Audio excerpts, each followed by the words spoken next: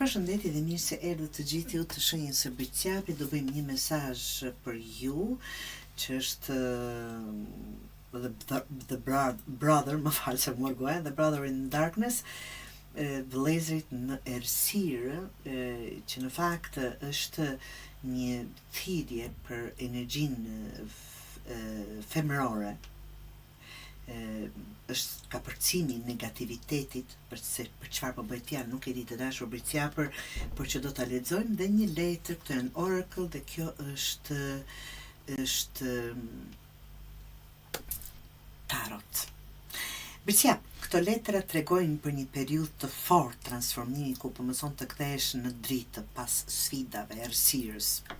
The brother in darkness flet për energji të rënda.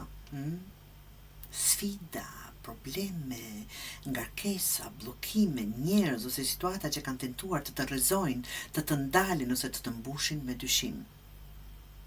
Por kjo letër të kujton se fuqia jote qëndron tek qetësia dhe të vazhdoni të jeni të qetë. Tek mençuria juaj dhe absolutisht tek energjia feminine, ta them, që shëron, jo që lufton. Fiton ai që di të ruaj paqen në errësirë.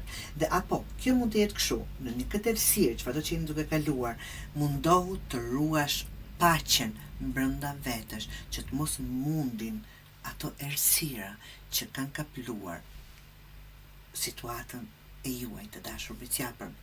Asi monedës, që është e kundërta e saj, pavarësisht se është mundje e negativitetit letra, është një shenjë mrekullueshme, një fillim i ri material, mundësi, rritje ekonomike apo stabilitet që po formohet. Diçka konkrete po fillon për ty, një ide, një bashkëpunim, një ofertë apo një projekt që mund të sjellë fitime afatgjata. Kjo është dhuratë jetës pastuhive, tornadove, shumë me radhë, dallgëve të mëdha, shpërblimi, përdurimin dhe qetësinë tënde. Prandaj, këshilla më e madhe këtu është të ruani qetësinë. Mos u frikson nga errësira përreth, sepse ajo s'mund të shuaj dritën që është ndërtuar dhe që është brenda jush. Qëndro me këmbë në tokë dhe me zemër të hapur.